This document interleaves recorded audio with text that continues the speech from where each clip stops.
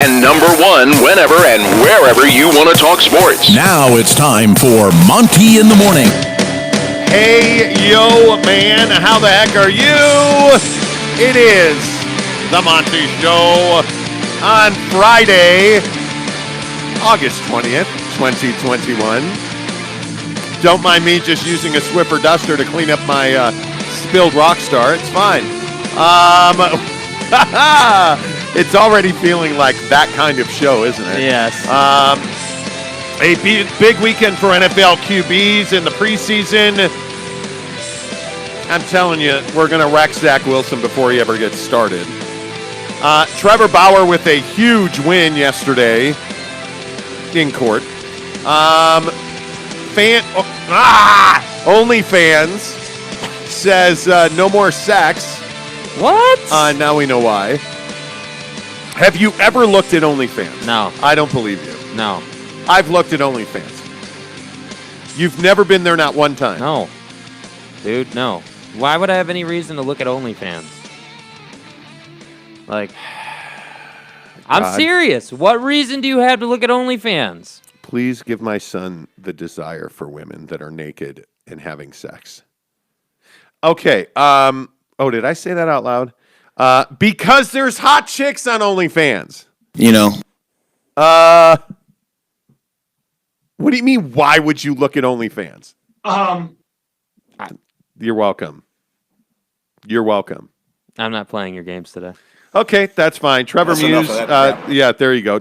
Already. Trevor Muse says, first in, LOL. Hey, welcome to the show.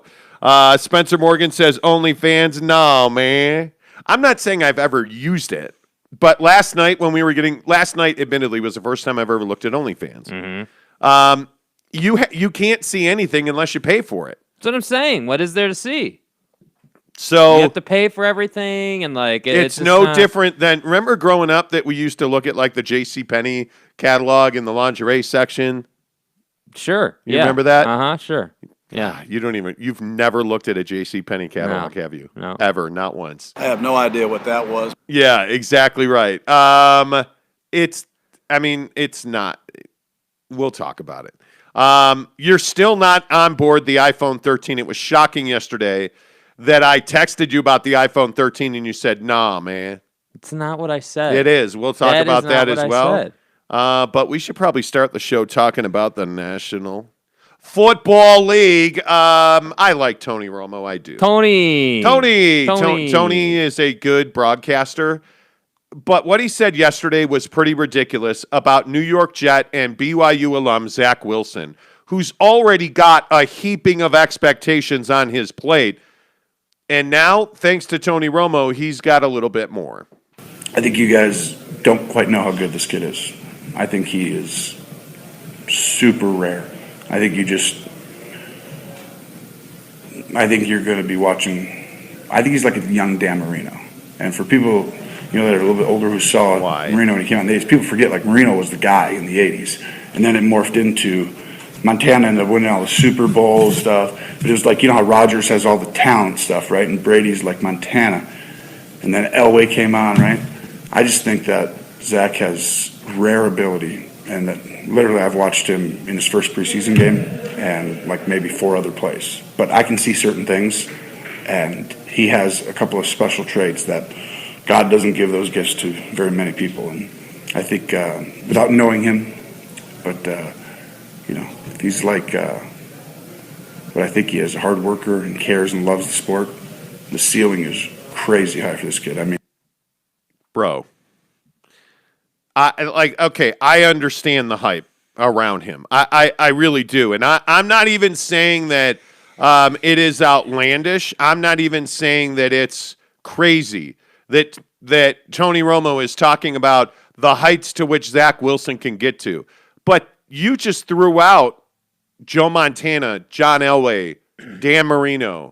Like, some of those guys. But do you know what I mean? Like, I feel like this is way over the top. Yeah. And you haven't even let the kid play a snap of real football yet. Yeah. I mean, it is it's one of those situations where, I think that Tony Romo gets a lot of leash for the things that he says, and typically he does a pretty damn good job. I would even argue that Tony has almost, revolutionized, color analyst broadcasting on football games with what he's been able to do. But to come out here in a presser and say that Zach Wilson is, showing, shades of Dan Marino, I just think it's too early. I do think it's outlandish to compare him to a guy in Dan Marino who is, how do we want to describe this guy? One of the greats, to put it lightly. To me, it's just like, okay, we're getting way ahead of things. I'm not saying that Zach doesn't have tremendous upside, because he does, clearly. Zach has shown us nice things so far this offseason, in this preseason, rather. But at the end of the day, I just think that we have to – this is what we do in sports. This is what we do. Oh, my God, he went number 1 overall. He's going to be the best that there ever was. That's what we do. Oh, my God, Zach went number 2 overall. He's going to be the greatest thing since sliced bread. And then it may take him a couple years, and then he finally comes into his own, and, now he's viewed as a disappointment. So I just think it's unfair to Zach, but at the end of the day, I agree with the premise that Tony's trying to say, which is this guy's got huge upside, and hopefully he puts on a show in his rookie season. I mean, that's where I feel like we should be. Hey, clearly he's got big upside. Hopefully he puts on a show in his rookie season, but that remains to be seen. That's where it should be. I think what guys like Dan Marino are doing is completely unfair to Zach Wilson. I mean, listen, I'm not saying that there's not already a lot of pressure. Hell, you're the starting quarterback of the New York Jets. There's not a question about that. You're not in the situation that we saw in New England last night where you have Cam Newton and Mac Jones battling for the quarterback spot. Like, that's not the situation here. You're not in Chicago as Justin Fields is. You're the starting quarterback of the New York Jets. You are almost at this point destined to not meet expectations. So when a guy like Tony Romo shows up and he's throwing out names like John Elway and Dan Marino, and I just think we build guys up to fail. And I truly believe that in places like New York, it is not your talent. It's not your arm. You just have so many obstacles to overcome because of the media pressure. And I think the Jets in particular, when is the last time they had a true stud at quarterback? Couldn't tell you either. Maybe never. You finally have a guy in Zach Wilson who's got all the arm talent in the world and is a guy that, without question, has unlimited potential, could easily be a franchise quarterback. And this is what we do to guys like Zach Wilson. And it's so now what have we talked about? Zach Wilson's mom and Instagram and people saying she's gravy training off of him. So we've already had one controversy, and now we get Tony Romo talking about how great, and Dan Marino and Zach Wilson, greatest quarterback that's ever been birthed out of a controversial Instagram influencer. Like, that's where we're at with Zach Wilson. Yeah, dude. Already. And this is what happens when you're the quarterback of the New York Jets. And, I think it just is the facts of the case, man. It's just the reality of the situation. The guy plays in New York. He's a high-profile guy. He's very exciting to watch. It is his reality, And the cool thing is that the silver lining, if you're Zach Wilson, is that if you take the Jets to the postseason, you're going to be a hero in that town for how long? Like forever, Ever. Right? So, there's a ton of opportunity here, and that's kind of the give and take. I think you have to be mentally strong enough to say, to say to yourself, yeah, man, this is part of my gig right now. I play in New York City. I'm quarterbacking one of the iconic franchises of the National Football League. We're not, I'm not quarterbacking, the Houston Texans. I'm not quarterbacking the Jags, or the Dolphins. This is the New York Jets, dude. Like, I know they've been bad, but can you imagine what the league would be like if the Jets were a great organization? The league would be in a completely different situation. Tom Brady may not be who he is if they're just better at football. And Zach Wilson wouldn't be a New York Jet. Yeah. I mean, but the problem is, and this plays into Tony Romo's comments, the problem is that the Jets are awful. They've been looking for a quarterback since Joe Namath.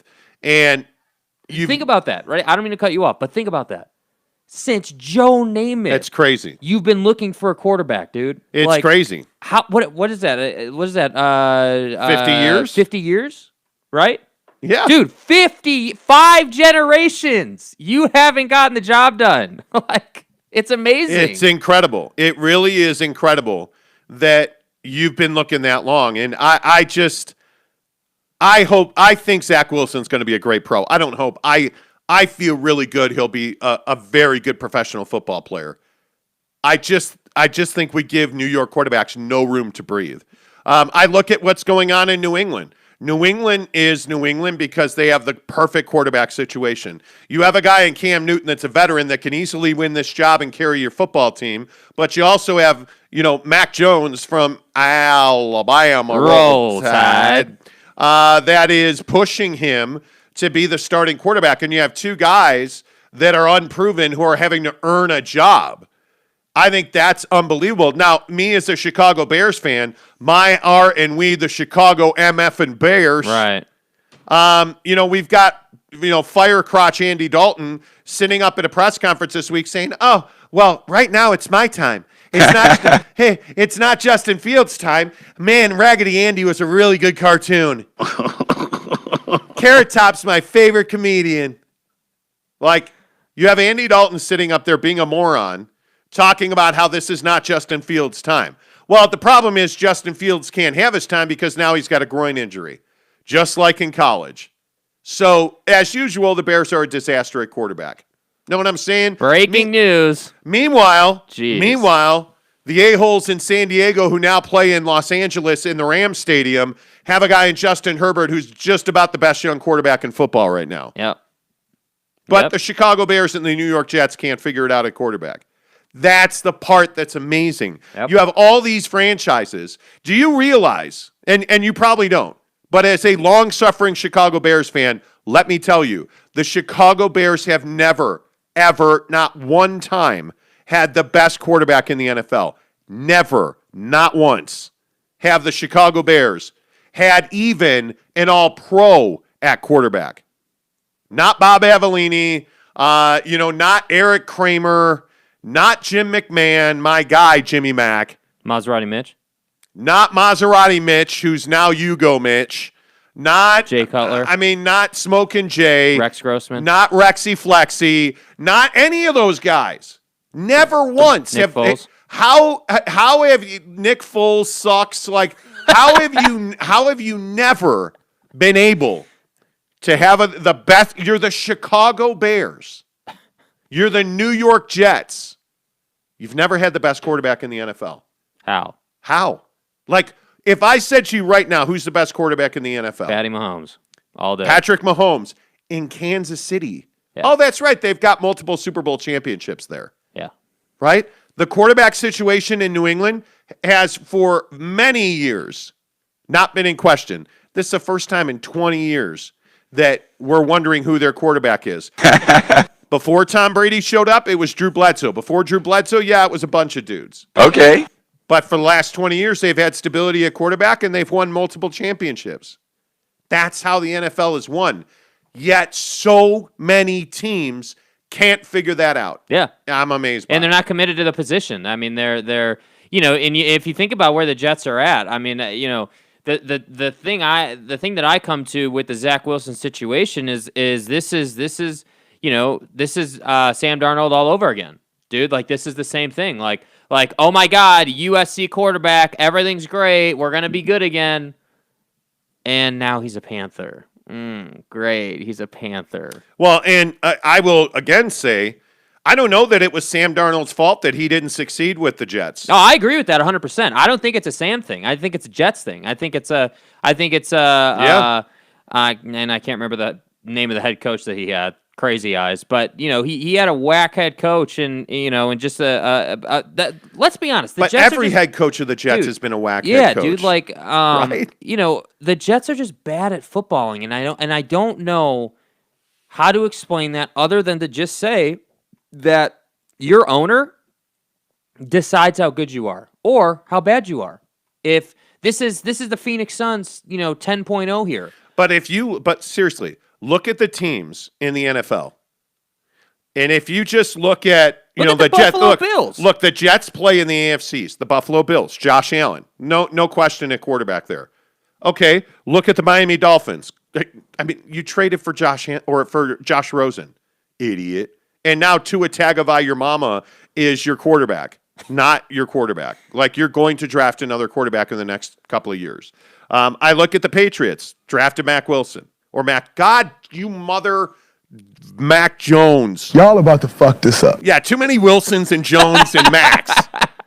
You drafted Mac Jones, done. The Jets, you drafted Zach Wilson. Hopefully you're done. Should be done. You look at what's the best division in football? The NFC West. NFC West. Let's look at the NFC West. Kyler Murray. You drafted Josh Rosen. Huge mistake. Drunky the Clown trades him, drafts verticality, and now all of a sudden your quarterback position is not in question in Arizona. I look at the Rams. Well, guess what?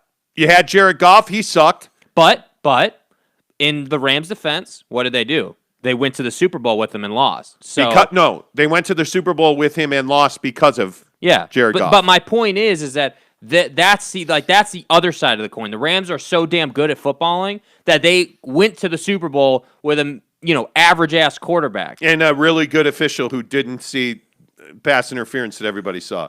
The 49ers. 49ers, going back to Alex Smith, have had quarterback instability. What have they been? Trash, right? Who's their starting quarterback? Yeah, I don't know either. The Seattle Seahawks, Super Bowl champions. Who's their starting quarterback? Yep. No doubt about it. Russell Wilson, right? Yep. I look at the Bears, Lions, and Vikings. Quarterback instability. Packers, one guy. 10 years, 20 years, 15 years. Yep. Before that, they've had 30 years of quarterback stability in Green Bay. Yep. Now, they haven't won much, and Aaron Rodgers should have had way more than one Super Bowl, but they've had the same guy, and they've owned that division. It's not rocket science. If you look up and down the standings in the NFL, teams that have stability at quarterback almost always are playoff teams. Look at the Saints. And they're almost always winners. Drew Brees. Yeah, before that, nobody. They sucked. Drew Brees, okay, let's go win Super Bowls. Oh, Drew Brees retired? Cool. Now we're looking at Jameis Winston. Yeah, sticky fingers. Look at the Falcons with Matt Ryan. Look at the Panthers, quarterback instability. Jesus, look at the Cleveland Browns. Well, but see, and this is one of the things that I think people don't understand.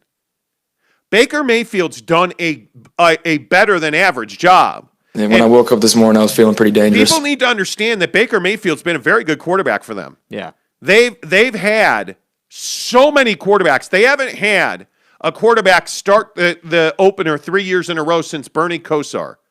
That's how long it's been. And I would remind you that your boy, note the head over your shoulder. Yeah, Baker Mayfield. Baker Mayfield, right? And when I woke up this morning, I was feeling pretty dangerous. That's your boy. You're probably aroused right now. Yeah, but my point is, Baker's had 4 coaches and 4 OCs in 3 years. How the fuck else would you do this job? It's not good. So you have stability at quarterback. He's an above average quarterback.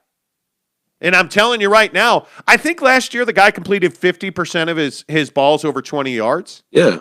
That's incredible. It's impressive. Baker Mayfield is a franchise quarterback. And that was without Odell. Yeah. But he's a franchise quarterback. Yeah. And because it's the Cleveland Browns, nobody knows that. Because the Cleveland Browns are terrible at footballing. Nobody realizes that Baker Mayfield's been a franchise quarterback, especially the last 2 years. He was really good last year.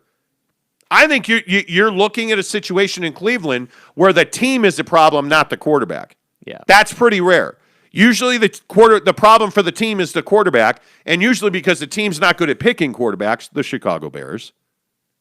I'm not bitter or anything. Well, I am, actually. Yes, I am. That's a lie. Yeah. I'm bitter as hell. We know. And Justin Fields is a good quarterback. He won't stay healthy, I'm telling you. And finally, we can't leave this conversation without mentioning the Dallas Cowboys. Well, and this goes back to something we talked about. Now, if you're new to the show or within the last 2 years, you probably don't know this, but we talked a lot about the Zeke Elliott contract and drafting Ezekiel Elliott as a franchise-level running back. Well, you don't draft and pay running backs in the NFL the way the Cowboys have drafted and paid Zeke. Jesus. You just don't. This is a quarterback wide receiver league. Okay, so If I said to you, name me 5 quarterbacks, you could be like, bing, bing, bing. Name me the 5 best running backs in the NFL. Yeah, you can't do that right now. Go ahead, I'll wait. Right? Like, you're going to struggle. You're going to struggle. You're going to go, okay, well, Alvin Kamara. I mean, that legit. This isn't a running back league. You pay that guy $15 million a year. And last year, he was fat. He was out of shape. He had the worst year of his career. By the way, in the best years of his career, he still fumbles. I mean, Ezekiel Elliott, that's a mistake. He's never been the best at his position. Now we look at their quarterback situation. You didn't invest in offensive line, and you got his ankle broken. Now his shoulder's hurt, Dak Prescott, and he's making a ton of money. Mm-hmm. The Dallas Cowboys aren't good at footballing, right? When you pay your running back and your quarterback that much money, you better have an offensive line. And for a couple of years they did. Jury's out now. I mean, I think the best offensive line in football belongs to the New England Patriots. So we'll see how all that plays out. The Dallas Cowboys are exactly the right place to go. You add Troy Aikman, you won Super Bowl rings all over the place. You haven't had Troy Aikman, and you had Tony Romo's back. You had Tony Romo unable to catch a snap, and now comparing Zach Wilson to Dan Marino. Why, Tony? I think you guys don't quite know how good this kid is. Why, Tony? Why? James Knight said, "Good day, lads." Hello, Jeremy James. Bolton says, "Marnin." Jeremy Bolton says, "Zach Wilson equals Dan Marino. Donovan equals MJ. What is happening here?" I mean, he speaks facts. How dumb do you think I am? Cody Strickland says, "Morning, men." Good morning. Can Draymond play quarterback too? James Knight wants to know. He James, could. why are you bitter, James? Because Draymond's better than Joe Ingles and Patty Mills combined. If Joe Ingles and Patty Mills had a baby, Draymond would be better than that baby. Wow. Jeremy Bolton replies to that and says, according to yesterday's show, not only could he play quarterback, he's going to be the MVP of the NBA, NFL, and date Luka's mom. He's not going to date Luka's mom. He is going to deflower Luka's mom and then forget her name and never call her again. Anyway, point is, yeah, don't ruin Zach Wilson, please. Please. You've got a great thing going with Zach Wilson. Don't wreck that. Just let the kid play football. You know what I'm saying? All gas, no break. Yeah, let the kid play football. Yeah. That's the only thing I would say is don't wreck this guy. All gas, no break. Real quick. Yeah. Before we get to OnlyFans, we got to update the Trevor Bauer story. Yeah. Okay, so we also talked about this, and Jake was really pissed, and it wrecked his day, and he didn't want to talk to me for the entire afternoon because I said that there's no way to, discipline Trevor Bauer. Because I'll drop that motherfucker. I'm just saying, there's no way to discipline him, right? Am I wrong about that still, Jake? Yes. I am still wrong about that. Okay. According to the judge, I'm exactly right about that. Because Trevor Bauer went to court again yesterday, pled the fifth. Of course he did. Because there's a criminal case pending. So why would you get up there and testify about anything? So that tells you he's well represented. And then the hearing on whether or not the woman accusing Trevor Bauer of this assault should have a restraining order. That hearing came to an end and the judge ruled. Yeah. That no, there was no grounds for a restraining order. And I agree with that ruling. The judge determined that the injuries the woman had as a result of sex with Trevor Bauer were not the result of anything she told him she objected to, and that she had determined he does not pose a threat to her in any way, shape, or form. There will be no restraining order against Trevor Bauer. This is a huge win. For Trevor, yeah. For Trevor Bauer. Because it says a couple of things. You have a judge on the record saying, I don't believe that Trevor Bauer assaulted this woman. Because again, read the line. Those injuries were not the result of anything that she did not object, or that she had objected to. Those injuries were not a result of her saying, no, please don't, no, I don't want this, no, of any kind. These injuries were a result of her texting Trevor Bauer and saying, I want all the pain. So now the question is, if you're the Pasadena, California Police Department and you are investigating a sexual assault and a judge in the case has said the injuries were not caused by something the accuser said she didn't want, how do you press forward and charge Trevor Bauer with assault? I don't think you do. I don't think you do. I think it's very... listen, this is what I said the other day, too. Like, from a legal perspective, from the letter of the law, he's fine. He won't get in trouble for this. And based on the facts of the case, I don't think he should get in trouble for this from a legal perspective. Like, I agree with you 100% on that. I mean, you have these text messages. Like, it all adds up. It's very clear. It's very out there, as we've kind of discussed, which is both a good and really, frankly, a bad thing for Trevor. I mean, it's not ideal at all. My issue kind of comes in with the, from Major League Baseball's side of this whole conversation. My thing just is that, if you're Major League Baseball, this type of situation is a lose-lose for everybody. And I don't think that, sports organizations, you can't afford to not send a message, which would be, you're out here doing, not great things. Whether she liked it or not, or was cool with it or not, to me, doesn't matter from Major League Baseball's perspective. What matters is that you're showing people that you are not going to stand for this kind of, behavior. So I don't know. I mean, I might be way off base on this. I just think that... Yeah. Let me read you a direct quote from Los Angeles Superior Court Judge Diana Gould Saltman. Mm-hmm. And who was this? She was presiding over the restraining order. She's presiding over the restraining order. Yeah. But I think she slammed the door on this case because in her ruling she wrote, injuries as shown in the photographs are terrible. If she, the accuser, set limits and he, Trevor Bauer, exceeded them, this case would have been clear. However, she set limits without considering all of the consequences, and the respondent, Trevor Bauer, did not exceed limits that the petitioner had set. Yeah. It's over. Yeah. He's not. It's over. That's why I say, like, I really don't think that there's going to be any trouble for Trevor Bauer here legally. My only question is, and I think this is a major wild card. I do agree with you. Rob Manfred has had basically no balls about disciplining players. I agree with that 100%. But this is different. This is like a, with all due respect to the Marcelo Zunas of the world, this is Trevor Bauer, dude. This is like a huge superstar, name, dude. Like, this is a different level of conversation. So to me, if you're Major League Baseball, I just think it's curious if let's say that they were to do nothing. They didn't say anything, and he's reinstated like it never happened. By the way, they extended his leave yesterday. Mm-hmm. Yeah. Through, what is it, the 27th, I think, He is continuing to be paid. He is extended through the 27th, which is another week. The victim in this case, through her attorney, said, while our client is disappointed about the judge's ruling, she is hopeful, and this is a part that is really frustrates me.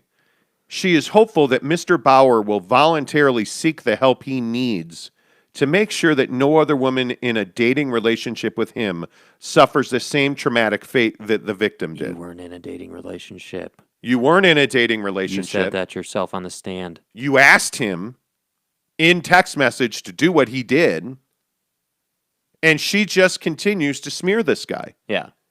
He has a big-time case for defamation. Talking about how he needs help. Yeah. Right? And she continued. That is why she, the accuser, was willing to come forward and endure the victim blaming that Mr. Bauer, from Mr. Bauer, that she knew was inevitably the result. Right. So he's victim blaming you. You have shown no evidence that you are a victim in this case. And and this is why I said the other day, and I got a ton of hate on this in the YouTube comments. I'm telling you, in court, situations like this are overwhelmingly slanted against men. And in court, Men like Trevor Bauer stand very little chance, win or lose on the bench, they stand very little chance of ever recovering their reputations. And maybe Trevor Bauer shouldn't recover his reputation. Maybe he gets off sexually and erotically on beating women. I don't know how you defend that position.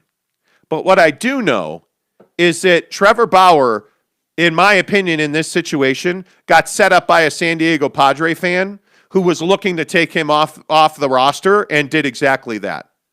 And I'll remind you that this same woman who's accusing Trevor Bauer also admittedly had a non-relationship sexual encounter on multiple occasions with Padre superstar Fernando Tatis and Mike Clevenger, who is one of Trevor Bauer's best friends.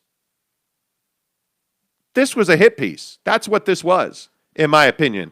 To continue to say these things, if there are no charges filed and I'm Trevor Bauer, I don't know what this woman's net worth is, and frankly, I don't care. Yeah, it's not about that. I'm going to sue her for defamation. I am going to sue her for destroying my reputation because there is no evidence that he did any of the things that he is being accused of, which is rape and sexual assault. There's no evidence he did that of any kind. Yeah. And it's really frustrating to me that, and I worry about you, frankly, because you're in the dating world. And this is, unfortunately, I don't believe this is all that uncommon. It's not uncommon. I really don't. And that's why, like, as much as we, joke about my dating life, and it's tongue in cheek and we're having fun with it, like in all seriousness, the non-joking side of the conversation is that, at some point, like, you have to judge people, by their character and by what you find out about them early on. And that's why, like, call me cold-blooded, but that's why I'm selfish. I think about what I have to lose when I'm meeting somebody. I consider all those things. Like, you have to. I don't have a choice. You have to. And I agree with James Knight and with Spencer Morgan here. James Knight says legally, comment dump. Where's James Knight? Legally, he may be innocent, but morally disgusting. Yeah, absolutely. And so to that end, that's where I feel like Major League Baseball has an angle on this. You're not punishing him because of a guilty or innocent, verdict. The point you need to make here is that this type of behavior is unacceptable, for Major League Baseball players. It just I can't agree. go on. I think that the one angle you have to punish Trevor Bauer here, if you're Major League Baseball, is that they all have morals contracts or morals clauses in their contracts. But there is no sports union more powerful than the Major League Baseball Players Union. Yeah. None. Yeah.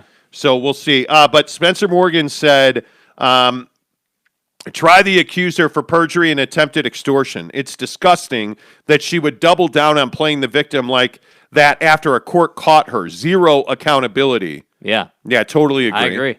But an interesting question from Trevor Muse. Baker Mayfield or Dak? Down by 7 in the fourth quarter. Who you got? Baker Mayfield. Dak Baker Prescott. Mayfield. I'm taking Dak. I think Dak is a more pro-style pocket passing quarterback who doesn't have to move out of the pocket to throw the football. And I love the fact he's got a huge arm. He does have a big arm. Yeah. So I'm going to take Dak Prescott there. All right. Speaking of Trevor Bauer, let's talk about OnlyFans. Mm-hmm. Do you guys know the story behind OnlyFans? eBay the Sofa Surfer chimes in simply that Dak sucks. Well, we appreciate your, succinct and pro-style analyses of Dak Prescott. Thank you. Look, Dak sucks. Did you guys hear about OnlyFans? Now, again, I am on the record as saying that pornography is the great destroyer of men, and I passionately believe that. Right. I think that pornography is why we have situations like Trevor Bauer, for instance. Mm-hmm. It's why we have, the unreal expectations in the dating world. Mm-hmm. I think, and I will again say, if you're a married man and you are watching pornography instead of having sex with your wife, what are you doing? There's a problem. What are you doing? That brings us to OnlyFans. Now, admittedly, I've looked at OnlyFans one time. It was last night. I didn't pay for anything, so really you can't see anything. It legit is no different than looking at a lingerie catalog. I mean, there's not much there. But OnlyFans is known as the one-on-one, hey, here's $5, perform.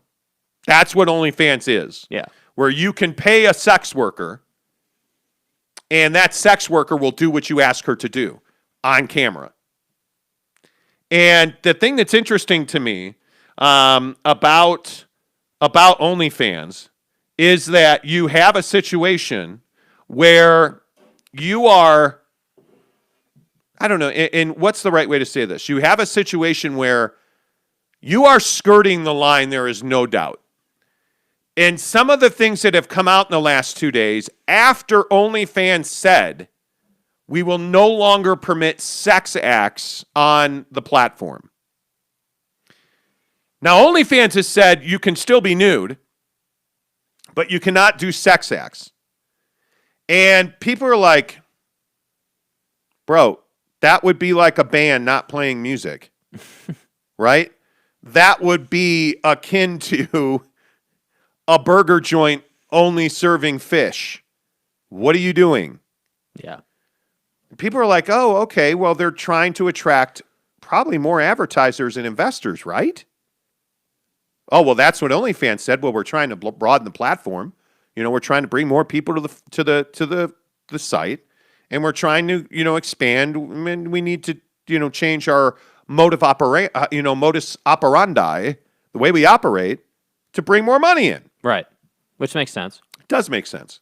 Well, then the BBC did an investigation. Oh, and it turns out that's not exactly what happened. This is a code 10 abort. Well, exactly what happened was that you got outed. You got outed as a site that allows child pornography. Oh. You got outed as a site that, according to some, permits, sex trafficking of women. Women are forced to perform, and that money goes to not them, but to somebody else. All these heinous things. Well, then we find out also that your bankers were pressuring you. And were by some accounts, and it depends on who you believe, but that they were getting pressure from their banker to eliminate sex acts on the platform, and that there were some serious, federal government investigations going on about the content being permitted on OnlyFans, and that OnlyFans knew that there was underage sex work happening on their platform, and they did nothing about it. What's wrong with you? So again, I just say, wait a minute. Who's really surprised about this? Nobody. Nobody's really surprised. Nobody's really surprised. This is another classic. Hey, here's the smoke screen to hide all the dirty stuff that's happening behind the scenes. That's all this is. eBay the Sofa Surfer says, wow, I would have guessed that OnlyFans was a sports betting site like FanDuel. Was I way off on that one? Right? The thing is about this, I think, and whether you are, what's the Pornhub? Pornhub, yeah. If you're Pornhub, you know that there is underage content on your platform. How do you prove that and how do you stop that? That's a different thing. Right? OnlyFans had to have known. Mm-hmm. Had to. And of course they said, well, we strictly enforce our terms of service, which, prohibit underage. We get it. Fucking ass. We get it. But there's evidence that they did not do enough. According to the BBC, there's evidence that they did not do enough. And by the way, for those asking why the hell the BBC is looking into OnlyFans, well, it's because they're owned by someone who's from the UK. So their founder is British. Yeah. So all of this to say, do you believe that most men consume pornography? Oh, I'm not going to sit here and say most men consume pornography. I think we could all agree that at some point in a male's life, we've all looked at it, but I think that there's a difference between looking at it a couple times as a kid and watching it every day, So how much pornography do you consume? I don't watch it anymore. I did a couple times as a kid, as we've all heard the story, but it's just not needed. Like it's not. Now, don't we have to tell that story? Sure. You tell the story. No, I'm not telling the story. Why? No, because you Why? tell it. It's funnier from your perspective. No. Okay, fine. I won't tell it. Okay. Anyway, the point is, I will occasionally look at pornography in that you can't help but see it. If you're on Twitter or Instagram, you're going to see pornography. I do not actively consume, whatever the porn sites are. Like, I can honestly say I have been to Pornhub twice, I think, in my entire life. Everybody's been everybody has watched some level of pornography. Yeah, but see, here's the thing. The difference is like there's a difference between, going to the site a couple of times in your life and being somebody who has to have it in their life on either a day-to-day basis or a weekly basis to get by. Like that's I know a ton of dudes that Thank you, Siri. Siri says when you know, you know. I know a ton of dudes who watch pornography every day. Yeah. Every single day. And you know what? Hey, maybe that works for your lifestyle. Okay, what are their not names, obviously, but like, are they married? Are they single? Like, is it almost all of them are married? Okay, almost all of them, and I think it is why there's so much dysfunction in sex and marriage. Yeah, because I think marital relations is very difficult. Mm-hmm. I think it is. Being married is not easy. I've been married for over 20 years. Mm-hmm. Being married is not easy. It is a daily challenge. But you choose that challenge because you always see the good in your partner. And I can honestly say I have had to learn that every day you choose to be in love. Yeah. Because every day you're not in love when you're married for 45, 50, 60 years. You're not in love with your partner every day. Right. You make that choice every day. But 9 days out of 10 in a good marriage, you're thrilled. You value your partner. I try to tell my wife every day that I appreciate her and I love her. And hey, I appreciate that you do this. When she was out of town, we talked about it on the show. The little things that we don't understand what our wives do for us. Mm-hmm. And so I think when you look at pornography every day, and I don't know how many people want to talk about it, but when you look at pornography every day, I think it degrades your ability to be a good partner. And there are obviously women consume pornography as well. Yeah. But I think Which I think never gets talked about. Yeah, but I think this is uniquely a male issue because like at OnlyFans, I mean, predominantly their users are men. There's no question about that. Yeah. The people paying for the service are men. There's no question about that. The content creators are female. So, yeah. But I don't know. Is it wrong? Well, I think the bad wrong, to look at pornography. Like see, to me, like in my opinion, yeah. I mean, I think if if you want to be a highly successful person and you want to be the best version of yourself, pornography has no place in your life, But I think there's too many of us that just generally speaking are not focused on what we can do to get better every day. We're more focused on just kind of getting through the day, and that is where content like pornography thrives. I mean, if you think about it, if you really boil it down, like. Pornography is no different than any other content we consume. The only real difference is that it triggers chemical and emotional reactions in your mind.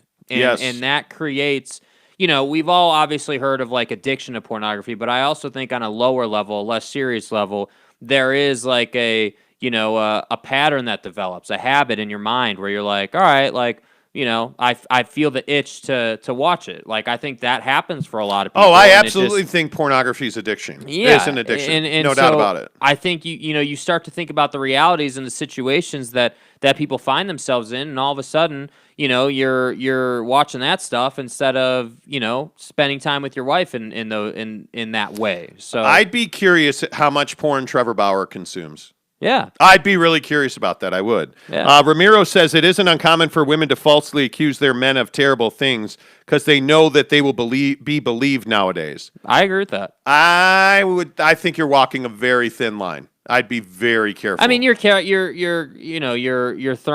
painting with a broad brush there, but I think in concept we hear about this all the time. Yeah. He continued, especially in court of public opinion, it's sad for real victims. Well, that's the thing that I think in cases like this Trevor Bauer situation, I don't think there's much gray area in the Trevor Bauer case. That's just my opinion. But I think what happens is there are women in this world being raped probably as we speak and sexually assaulted probably as we speak. Hell, the Taliban are back in control in Afghanistan. They're going door to door chopping people's heads off. Yeah, good luck. Come on. Right? So we know that sexual assault against women is happening every day in this country and in this world. There are real victims out there, and they are usually anonymous. The volume of sexual assault that is never reported by a female victim is incredible. And it's because I think there's a lot of women who fear the repercussions and the reprisal that society will bring to them. Mm-hmm. And it's damaging to them what people like the accuser of Trevor Bauer have done. Yeah. When there's really no evidence that Trevor Bauer did anything that would constitute sexual assault in this case. He didn't break the law, but what he did to her is heinous. That's the best way to say it. Like, no, what I would say is it's deviant. Heinous would be if he had cocktailed this woman and then beat the hell out of her. Okay, that's a heinous crime. What Trevor Bauer did to this woman is what they agreed to.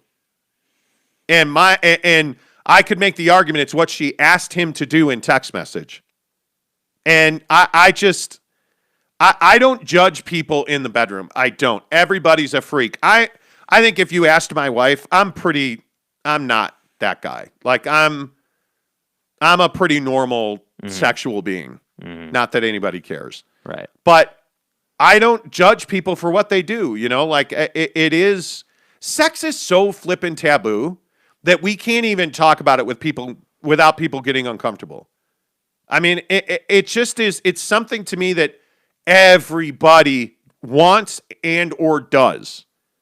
And it's just so odd to me that we can't have an open, honest discussion about it. Trevor Muse says, aren't you guys subscribed to my OnlyFans? Well, we were, but then we found out that you know. What would I do without you? I think Jeremy Bolton says, I think porn for a lot of men is not even about sex. It's a way to deal with stress and a release for them. But that within itself can turn into a big problem, for sure. Yeah, and that's the thing. Like, matter that's the trouble with it. That's a great point. Like, as men, what do we really deal with? Like, what are our big pitfalls? I absolutely think male ego is a huge issue for men. And among the things we don't talk about, I think male ego, our inability, there's a lot of men, and, frankly, I used to be this way. Like, I would never ask for help on anything. Right. I was a bootstrap guy. And that led me to not a great place. Almost cost me my marriage 15 years ago. Uh-huh. I think when you look at our egos, I think when you look at our constant desire to consume sex and women, I think overwhelmingly the majority of men are sexual beings, because I think as men it is in my mind natural that we want to conquer. Right. I just think that it's been that way since the beginning of time. Yeah.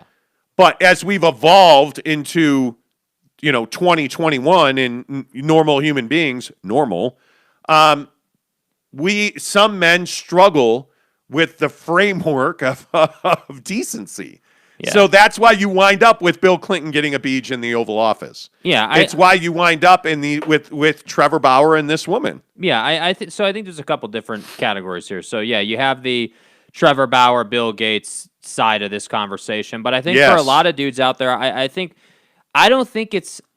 You and I are saying the same thing, but I think to me that the better way to verbalize it is dudes don't want to be vulnerable about anything. Like, we don't want to say we don't know how to do this, or totally agree, or this is how we're feeling, or anything. We are in my opinion, we are subconsciously taught to just get the job done. Get it done. Like, no matter what it takes, get the job done. Whether that's putting food on the table for your kids, whether that's appeasing your wife, whether that's keeping a healthy mind, whatever it is, men are expected to, outside of the last, I'd say, 10 years when feminism really got big, the norms have kind of changed, I would say, in the last probably 10 years or so, Before that, it was just expected that dudes were going to go out, make a living, and that was it. And if you were A woman, you kind of had a choice. Like, it was kind of like, which path were you on? Were you on you were going to go the career route and do your thing, or were you on the have kids, white picket fence, and a dog route? Like, there were two different routes. But I also think some of this is this idea that the woman's place is in the kitchen. I got you a dustpan for Christmas. But I think that's getting less and less now. Like, I don't like. I think that's. Do you really? Yeah, dude. I think then why do we have pay disparity? Why do we have promotion disparity? Why do we have access disparity?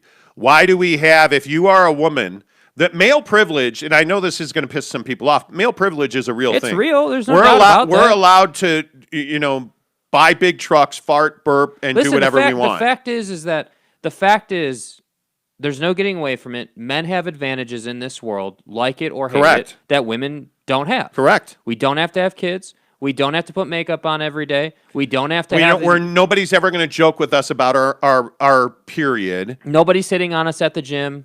Nobody stares at our cleavage. Well, they stare at my cleavage because, I'm hot. But anyway, the point is nobody's going to stare at our cleavage. Nobody's going to look at us strictly as a sexual object. Yeah. I mean, their male privilege is real. Nobody's going to walk up to us and try and rape us. That's not happening. Not usually. And I think that when back to bring this back all the way around, when you look at things like Trevor Bauer, Trevor Bauer got a DM on Instagram from a woman who wanted sex, he didn't say no. Yeah. When you look at OnlyFans, women, probably to their credit, saw an opportunity to make money. Do you realize the explosion of growth that OnlyFans saw during the pandemic? I mean, it's amazing. Yeah. And so many women saw that opportunity and they capitalized on it and made money doing it. And I think it's one of these things where it's the oldest, profession in the world, prostitution. Yeah. We have legal prostitution in certain states in this country. It's just odd to me. And we live in a state, frankly, that is sexually dysfunctional. Mm-hmm. I think you look at the faith. The LDS community has had to deal with incredible judgment over polygamy and plural marriages, and sex is omnipresent no matter where you go. Yeah. And I think the one thing that I really struggle with is the impact that all of this sex and all of OnlyFans and the cell phone and Pornhub has on a 10-year-old kid. When you're a 10-year-old boy and your friend says, "Oh, hey, look at these boobs." Yeah. Or your 15-year-old brother and his friends are watching porn and you just happen to watch with them. I mean, that's the thing that I worry about. Yep. That, and I don't know that I've ever said it, but that's one of the main reasons I believe porn is the great destroyer of men. Because as technology grows, more young men have access to pornography because we're putting cell phones in the hands of our 10-year-olds. Yep. And to me, that's terrifying. And I think that's why, as parents, we have to use all of the tools that the cellular industry has provided. As an AT&T, customer, I was able to look at every phone call that my son made. I was able to look at the data downloads on my son's phone. Like these things are in place. You, as a parent, have to use them. You have to use them because if your kid is watching porn at 10, how long until he's sending D-pics to his 12-year-old girlfriend? Mm-hmm. How long until he is trading in child pornography? Because I don't know how many parents realize that. If your 15-year-old son is sending a 13-year-old girl a D-pic or she's sending him nudes, that's child pornography. Like it is, that to me is why I believe that porn is a great destroyer of men. Having said that, let me get some comments in here. James Knight says, spin it whichever way you want. It's degradation of females, and it sends a very poor message to young people. Absolutely right. Absolutely right. OnlyFans people going to need to get a real job now, LOL, Cody Strickland says. Yeah, that's true, dude. Yeah, absolutely. Let's see. Justin Solis, good morning to you. He says, our pride is 100% our biggest problem. Always comparing ourselves to our peers. My God, do I deal with that every day. Mm-hmm. When you are in a competitive industry and I'm a sales guy every day. I work in sales. Oh, great. Here's an Amber Alert on our phone. For Carbon County, gold Chevy Silverado. 8-year-old. Perfect. Who is 8 years old. Yeah, that's always good to start your day with an Amber Alert. Jeremy Bolton says, I hate sex is taboo, especially in Utah. Growing up in the church, LDS church, sex was always taught as bad. Then suddenly when you get married, it's suddenly this great thing. That's the thing that I've never understood. Yeah. I grew up very religious. I was an altar boy. I grew up Catholic, and it did a lot of damage to me. And one of the things that was very clear was that, hey, sex is not something we talk about. It's not something we do. But you're going to go home and pound box and make kids. Mm-hmm. That's really what the messaging in a lot of religion is, which is why I don't believe in religion. I am anti-religion. I think religion, faith is a good thing. Religion is not. That's where I sit on it. Bolton says, I'm not blaming the church. I'm more blaming my parents for not having those discussions with me. I think we did a good job of that. You and I always talked about girlfriends and, sex and condoms, and because I really don't believe that you're going to stop your sons from having sex or your daughters, frankly. I don't. And the fact that there are so many parents who won't talk to their kids about sex, I think is crazy. Yeah. I really do. I think it's crazy. Trevor Muse says, whoa, comment dump. Sorry about that. Spencer, I don't think anyone is saying that if you watch porn, you're going to go beat a woman to get off. LOL. I don't think that's what it is. I just think it ruins you emotionally. Yeah, science proves that watching pornography retrains the pathways in your mind. So that when you're having sex with your wife, your girlfriend, whoever, your pathways are pointing you to what you watched in pornography. Yeah. So if that's beating a woman, or if that's, doing heinous things to a woman during sex, whatever those acts might be, that's the issue. Because there's not a lot of porn out there that is pro-woman. Think about that, because who's the main consumer? Yeah. It's a guy. So there's not a lot of porn that is catered to women. eBay the Sofa Searcher said, I think Maxey for the Sixers is going to be a star. Okay, well, thanks for throwing that in. Brandon Whiteside says, there is a market. Market forces is what drives pay. Oh, absolutely. Yep. When there is a consumer out there, somebody is going to feed that consumer. Yep. Brandon, you're exactly right about that. That's exactly right. Josh Leverin says, do you guys think the leaps in tech and porn and the growth in feminism are connected? Wow, that's a deep question. I mean, I think you can make a case, definitely. But, at the end of the day, listen, man, it is all about, it's all about dudes wanting to consume. But there's got to be women that make porn, right? I mean, I'm sure there is. If you're an actress, I'm sure there is. I mean, there's women that take part in pornography. They act in porn movies. Yeah. So one would think that there are female porn producers. So yeah, I mean, absolutely, women are at the forefront in tech. I mean, again. You want to talk about an industry that's dominated by men, and really, you want to talk about an industry that holds women down? Try being a heavy hitter in tech. Try being a woman that's a heavy hitter in tech. Yeah. And the beating you're going to take for that. And the lack of pay and opportunity. Your voice will not be heard because you're a woman and this is tech. Go ahead and sit down. By the way, can you get me a cup of coffee? And if you think that's not happening, it happens in every industry, but in tech, it is particularly a problem. Yeah. It is particularly a problem. And one of the interesting parts of that is in tech, the question is, how will the youth movement in coding and because the explosion in technology and the innovation in technology right now today is coming from 20-somethings. How will that change the gender gap in tech? That's a big question. It's a big, big question. Fat Jesus says, porn destroys me greatly twice a day. There you go. Spencer Morgan says, not the rape for men happens in court. Trevor Bauer is incredibly lucky to have evidence he had. Otherwise, he would have been completely railroaded. She would have been believed. Oh, if he doesn't have text messages, this is a different story. Yeah. Because guys don't win, he said, she says. But he does, so it's not. Yeah. I mean, it just is what it is.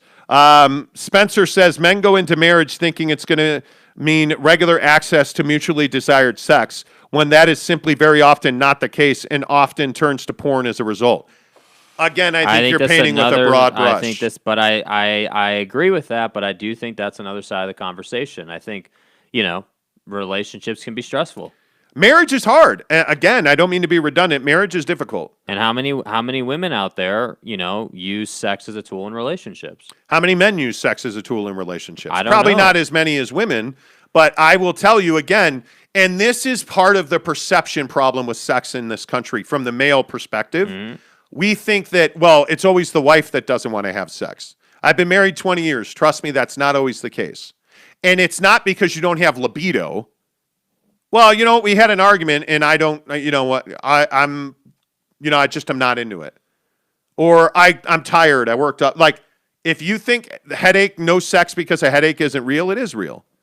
But I think men play a much larger role in the dysfunction, relational dysfunction. I know I play a huge part in that. When you're married, things are 50-50. If you are in a relationship as a man and your wife or girlfriend is not, what is the right word? Fulfilling your needs sexually, you're probably going to go find that somewhere else. Because you're probably not going to be open to communicating about it. Because it's not easy to communicate openly. I'm just telling you. Yeah. It's one of those things that's very difficult. So, Josh Lovren says, in Seattle and Portland, which is where, by the way, Josh lives, there is a huge push for girls to be part of STEM and coding as a young age. I can see a ton of women up here dominating the tech industry. Oh, I don't think there's any doubt about that. That's what I'm saying. The last 10 years, there's been a major push, for... Women's equality is something we all talk about and do very little about. And I think there has been major, major damage to women in tech, like from sexual assault to, the inequality based on having a vagina. It's not good, dude. So I do think that there is a movement. That's why I said I was reading an article a month ago. Yeah. Or whatever, that talked about how the explosion of young people in coding could be a revolution in tech. Yeah, hopefully it happens. Because coding is going to take you to a different place. You're not going to code for the next 60 years and then retire. Because coding usually will take you to innovation. Because learning to code is not difficult, but much like pornography remaps your mind, when you are an elite coder, there's a lot of people who believe it unlocks things in your mind that allows you to think differently because of the way your mind grows and evolves when you do certain things. Right. It's why, like, when you talk to an engineer, you're talking to an engineer. Like, they just are not great communicators, but they're amazing people. They're brilliant, right? So coding is very much like that. Yeah. Speaking of tech. Right. Are you going to apologize? What am I going to go to here? I think that's HIPAA. No. I'm going to the iPhone 13. Afghanistan. No, I'm not going to Afghanistan. Those days are over. I'm white and American. Nah, I'm good. Why do you hate the iPhone 13? I don't, dude. I don't. Now, I'm going to read a direct quote from a text message you sent me yesterday. Okay. The iPhone 13 sucks. I'll never do it. Blow me. Did you not text me that yesterday? No, I didn't. Yeah, actually, that's a lie. I made that up. Who does that? I do. I did text you a price sheet for the iPhone 13, a proposed price sheet for the iPhone 13. Right? Yeah. My wife again walks into the studio wearing an exclusive pair of Jordans, which is frustrating. Anyway, I did text you a price breakdown of the new iPhone 13, right? Mm-hmm. And what did you immediately say? I'm out. No, I'm not doing what it. I said. I'm not doing not it. what I said. This is too much. I can't afford OnlyFans anymore. That's not what I said. What did you say? It became personal with me. I said that it's not going to be $799 for a Pro Max. Okay, right. But that's not what you said. What you said is, I'm $799. I'm not paying any more. Okay, now what did I say to you? That is not what I said, What dude. did I say? I said, well, there's going to be an iPhone 13 for $799.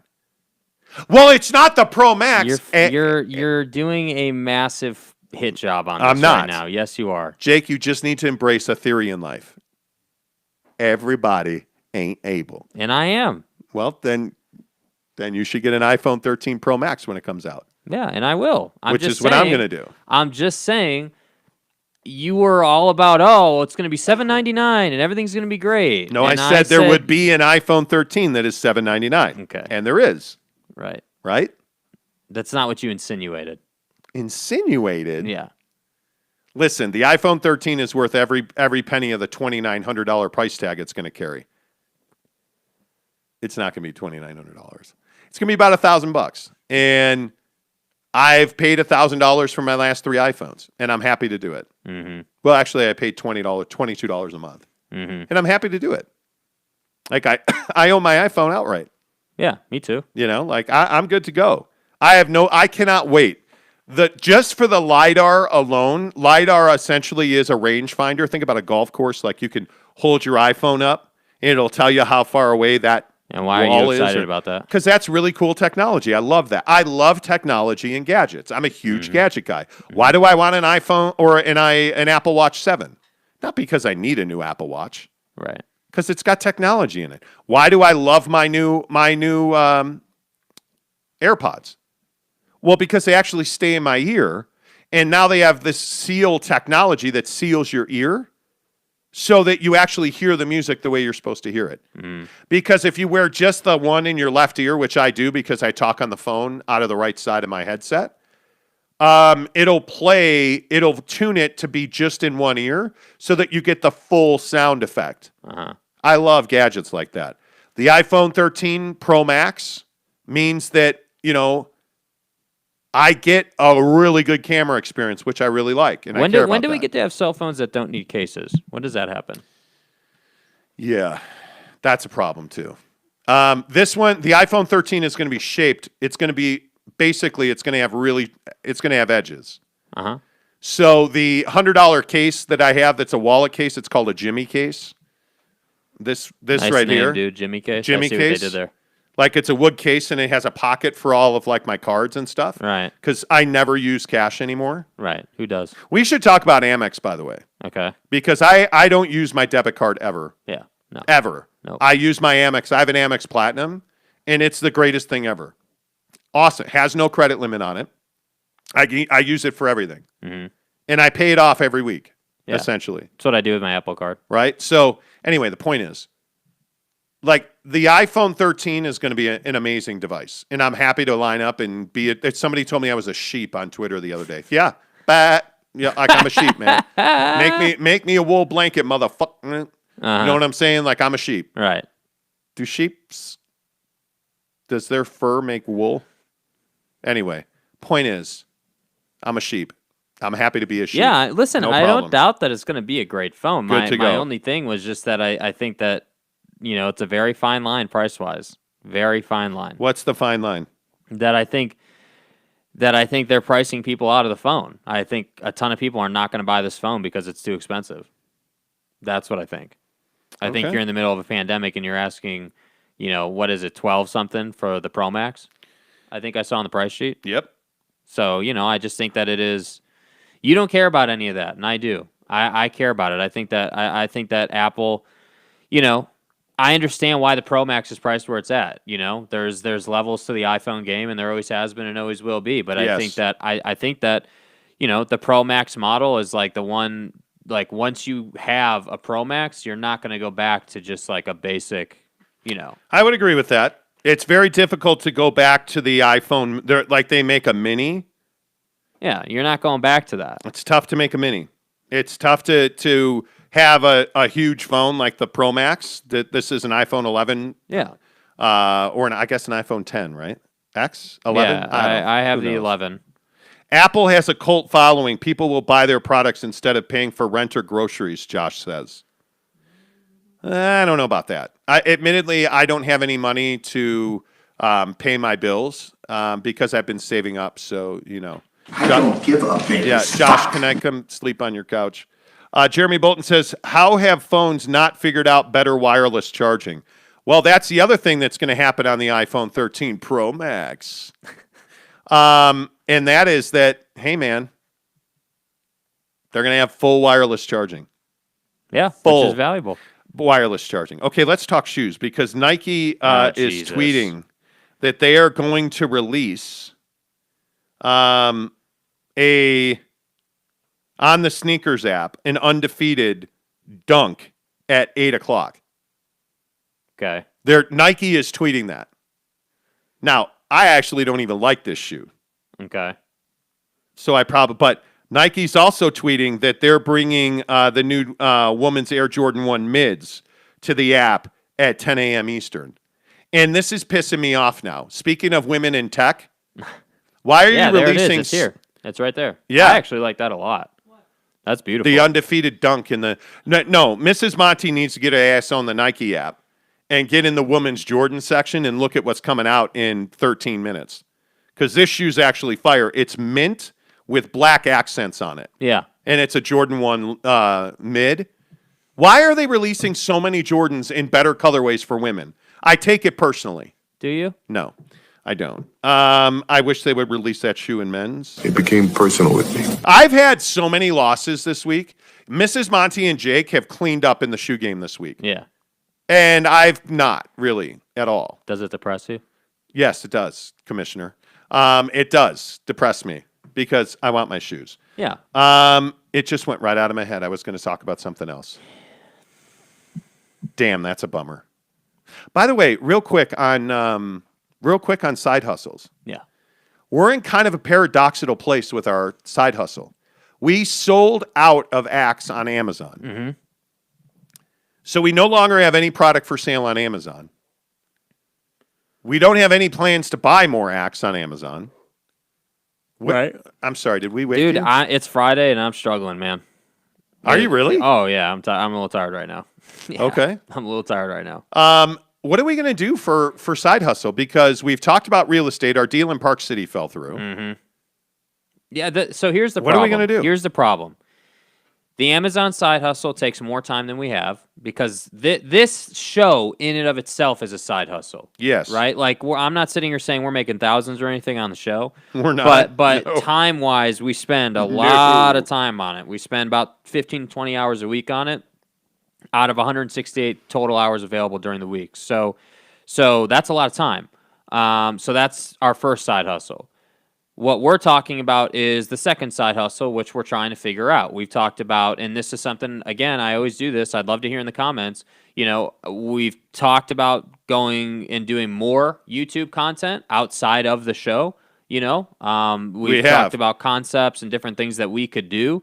You know, we've also talked about, investment real estate. I mean, there's a lot of different things that we could do, you know, and it's just really a matter of deciding what that is. So I do a dozen different things. Like I sell shoes. I sell on Amazon. Like all this stuff that we do on the side. Yeah. I just need to find that one thing. And it's real estate. And right now the market is in a place where it's so competitive. Yeah, it's really tough right now.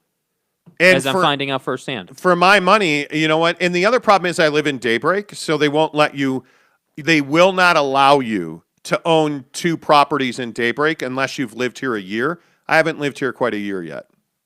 You are only allowed to own 2 properties in Daybreak. You cannot own 3. So HOAs in Utah are a flipping problem. Yeah.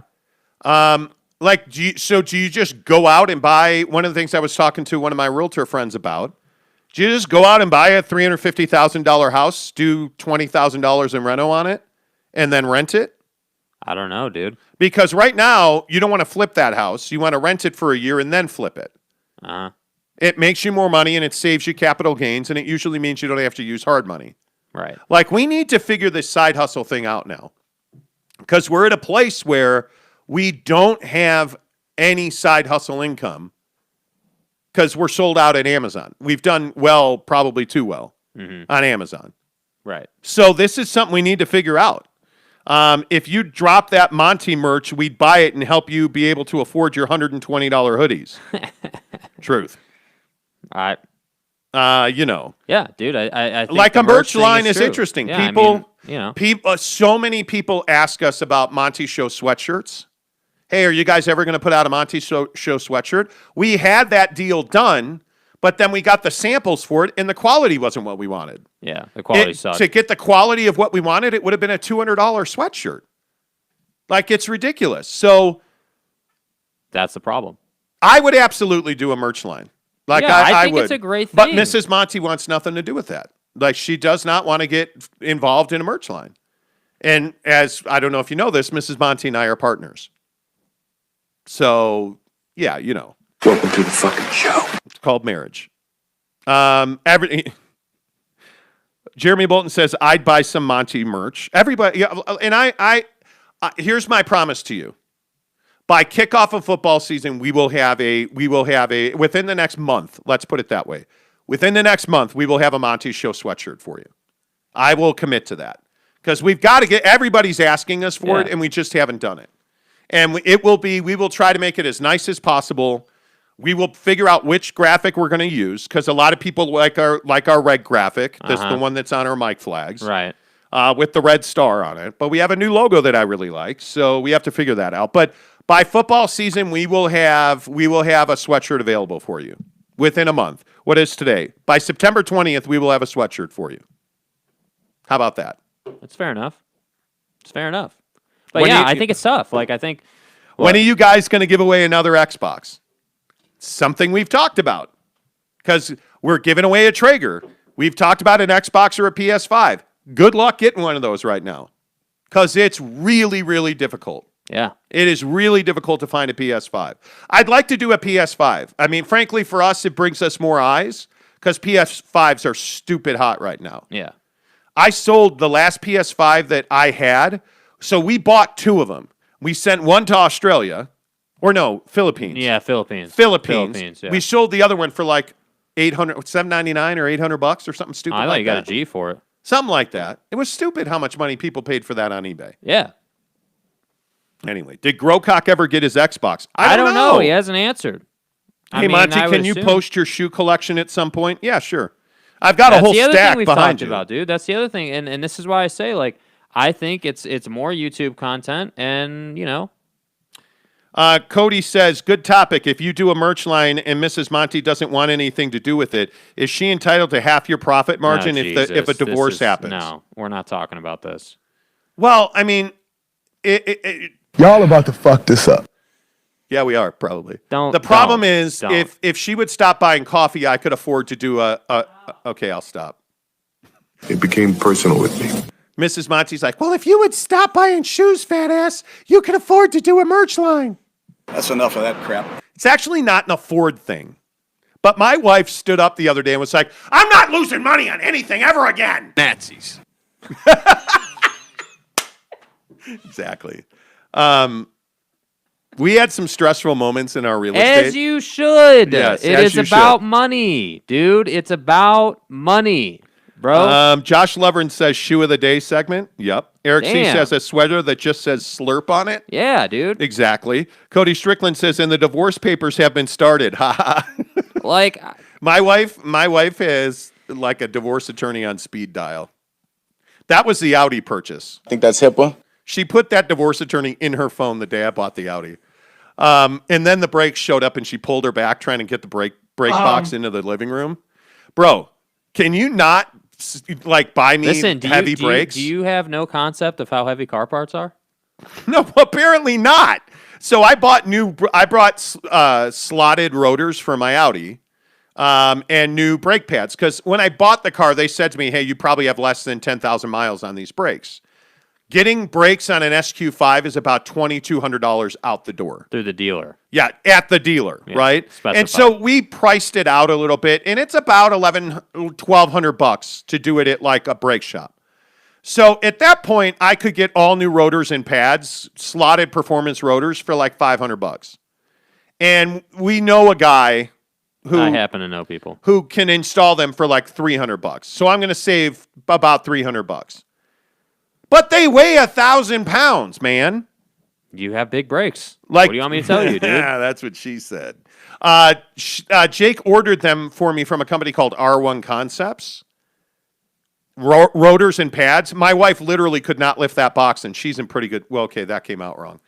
No, my wife can lift. Y'all about to fuck this up. Her box. Well, no, the box. Anyway, the point is, the brakes came in a box that was out on the doorstep, and she had trouble lifting it. I didn't even try to move it. It's so heavy. It's Nobody crazy. said they were going to be light. Wow, what happened? I will help get Monty merch product placement in porn, Fat Jesus says. Wow. Okay. Cody Strickland says, so all military has been forced to be vaccinated by the 15th of September. I don't see why you wouldn't do that. We almost made it a full show without talking about COVID. We did. Damn. All right, we'll play the music. We're deep into the show. We're an hour and 20 minutes into the show already? Yeah. Dude, why do Friday's shows tend to just get crazy? Yeah. By the way, I don't know, I can't remember who it was, Alex or somebody asked me the other day on Instagram if we were doing Football Fridays this year and NFL Monster Mondays. I don't know about Monday. I don't know what we'll brand Monday. Friday on this show is going to be Football Friday. We're going to do locks in college and the NFL. Last year, we had a pretty good year doing locks. Yeah. I was surprised. Yeah. You actually did better than me. You were like 60-something%. I'm pretty good on the NFL. College is a little dicey. Yeah, I'm trash on college, dude. Jeremy Bolton says more tattoo work this weekend. No, I'm married. She won't let me. Okay, that's just not true. No, I'm healing from my last. You know what? I've had so much tattoo work done that it's been nice for a couple of weeks not to be healing from a tattoo. Yeah. Like I've had a lot of work done. I've had 1, 2, 3, 4 pieces in the last 6 weeks, 7 weeks. I think. Is that about accurate? I'd say probably. Let's call it 2 months. There you go. Round up to 2 months. So every other week on average, I've had a large tattoo. And then you, of course, guilt tripped me into getting one. So then I had to get one, and then she had to get one. Mrs. Monty has a massive. So our piece tattoo on her artist, arm. has a life savings worth of our money. Yeah. now. The funny thing is, last time we got a tattoo, we pulled up in a Lamborghini. Oh, I wonder why. Didn't know how that happened, Bergfall. Anyway, the point is. Yeah. The point is. Yeah. Probably in the next couple of weeks. I don't go very long. Okay. Adding to my BYU tat next week. Can't wait. Nice. So wait, do we have a verdict in the comments about what they, outside of the hoodie, about what do they want more YouTube content, or what are we? What do you mean? Like we're people, it sounded like the people in the comments were just saying that real estate. They wanted merch. No, yeah, everybody wants merch. But they want us to do real estate. That's what they said? Yeah, everybody wants to do real estate. Yeah. I'm buying a second house in Daybreak if it kills me. I don't know what that's going to be. I want it to be a townhouse I can rent. There's a couple around that are priced perfectly. Yeah. It's only money, right? Hey. Why do I work so hard every day? Play the music! Anyway. I heard you that time. Sorry. Thank you. That's why I work so hard. All right. Follow us on Instagram, Twitter, and TikTok. I am The Monty Show, MONTY The Monty Show.